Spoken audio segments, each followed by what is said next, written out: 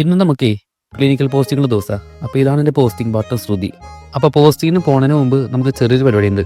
ആഷിക്കിന് ഇന്നൊരു surprise gift വന്നിട്ടുണ്ട്. അപ്പോൾ അതൊന്ന് നമുക്ക് നോക്കി നോക്കാം.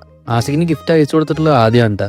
ആദ്യം പിന്നെ നിങ്ങൾ ഓൾറെഡി കണ്ടിട്ടുണ്ടാവല്ലോ. അപ്പോൾ തുറന്നു നോക്കിയപ്പോൾ ഇതാണ് സാധനം. ഹോട്ട് വീൽസിൻ്റെ ഒരു കളക്ഷൻ, അത് വെച്ചൊരു ക്ലോക്ക്, സംഭവം സെറ്റപ്പ് ആയിരുന്നു കേട്ടോ.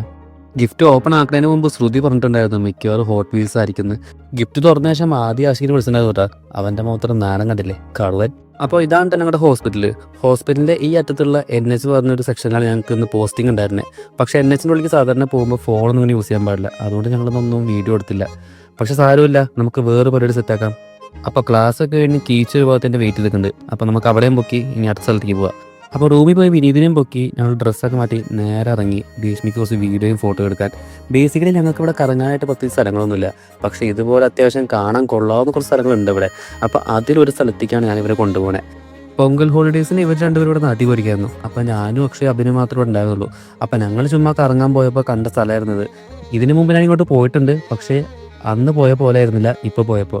അപ്പോൾ ഈ സ്ഥലം ഇവർക്കൊന്ന് കാണിച്ചു കൊടുക്കാമെന്ന് വെച്ചൊരു സർപ്രൈസ് പോലെ കൊണ്ടുപോയതായിരുന്നു ഞാൻ. അപ്പോൾ എത്തിയ സമയത്ത് ഞാൻ പറഞ്ഞു കൊടുത്തു ഇതിൻ്റെ പുറകിലാണ് സ്ഥലം ഉള്ളതെന്ന്. അപ്പോൾ അവർ പോയി കണ്ടു, അവർ ഭയങ്കര വണ്ടറടിച്ച് പോയി. ഇനി നിങ്ങൾക്ക് ആ സ്ഥലം കാണിച്ചു തരാട്ടാ. അപ്പോൾ ഇതാണ് ഞാൻ പറഞ്ഞ സ്ഥലം. മേ ബി നിങ്ങൾക്ക് കാണുമ്പോൾ പ്രത്യേകിച്ചും തോന്നില്ലായിരിക്കും, പക്ഷേ ഇതിനു മുമ്പ് ഇവിടെ ഇങ്ങനെ ആയിരുന്നില്ല.